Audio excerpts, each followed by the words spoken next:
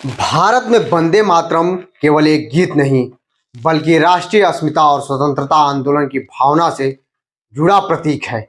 लेकिन समय समय पर इस गीत को लेकर धार्मिक और राजनीतिक विवाद उठते रहते हैं।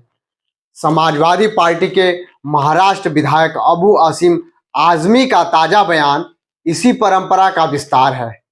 आजमी ने दो टूक कहा कि कोई भी उनसे वंदे मातरम नहीं कहलवा सकता और इसके पीछे धार्मिक कारणों का हवाला दिया। उनका तर्क है कि इस्लाम केवल अल्लाह की इबादत की अनुमति देता है और किसी अन्य वस्तु या भूमि की पूजा इस्लामिक मान्यताओं के विरुद्ध है। आजमी ने साथ ही भाजपा पर तीखा हमला बोलते हुए उसे भारत जलाओ पार्टी बताया।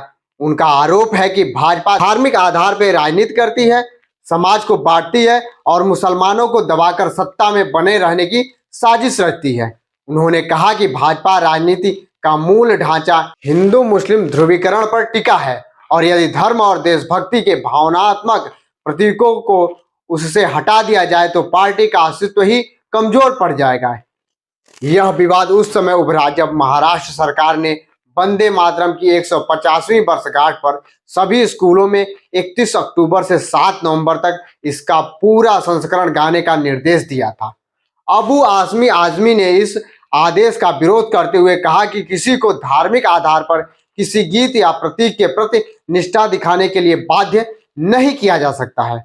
उनका मानना है कि यह व्यक्तिगत आस्था का विषय है, न कि प्रशासनिक निर्देश का। इस विवाद की समीक्षा करते हुए यह स्पष्ट होता है कि आजमी का विरोध धार्मिक दृष्टिकोण से है, किंतु उनका राजनीतिक प्रभाव कहीं अधिक है।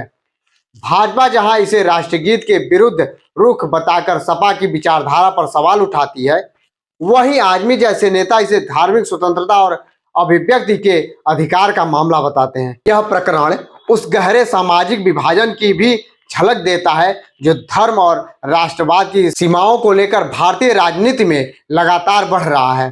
दरअसल वंदे मातरम का विरोध केवल धार्मिक तर्कों से सीमित नहीं रहता, बल्कि यह राजनीति के लिए भावनाओं को भुनाने का माध्यम बन जाता है।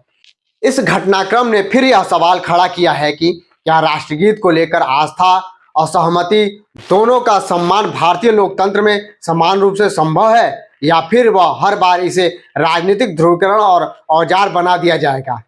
इस पूरे प्रकरण का निष्कर्ष यह है कि अबू आसमी आजमी का वंदे मातरम को लेकर विरोध केवल धार्मिक दृष्टिकोण तक सीमित नहीं रह जाता। उनके बयान से यह सवाल उठता है कि क्या यह सचमुच धार्मिक सिद्धांतों की रक्षा का प्रयास है या फिर मुसलमानों के बीच एक खास राजनीतिक संदेश देने की रणनीति। आजमी का यह तर्क कि वे अल्लाह के सिवा किसी की इबादत नहीं कर सकते धार्मिक रूप से तर्कसंगत प्रतीत हो सकता है, लेकिन जब वही बात एक सार्वजनिक मंच से राजनीतिक आरोप के साथ कही जाती है तो उसकी मंशा पर स्वाभाविक रूप से प्रश्न चिन्ह लगते हैं। क्या यह बयान धार्मिक स्वतंत्रता की रक्षा का प्रतीक है या जानबूझकर हिंदू मुस्लिम विभाजन को और गहराने की कोशिश। राष्ट्रगीत का विरोध करने के बजाय यदि कोई नेता उसे सामूहिक सम्मान के रूप में देखने का दृष्टिकोण अपनाए तो वह राष्ट्रीय एकता को मजबूत कर सकता है। लेकिन जब इस तरह के बयान केवल भावनाओं को भड़काने और राजनीतिक लाभ के लिए दिए जाते हैं तो यह लोकतंत्र की परिपक्वता पर भी सवाल खड़ा करता है। इसलिए अबू आसमी आजमी के बयान पर न केवल वैचारिक बल्कि नैतिक और राजनीतिक दृष्टि से भी प्रश्न उठना स्वाभाविक है। क्या यह सचमुच आस्था का मामला है या राजनीतिक पहचान को बनाए रखने की एक सोची समझी चाल।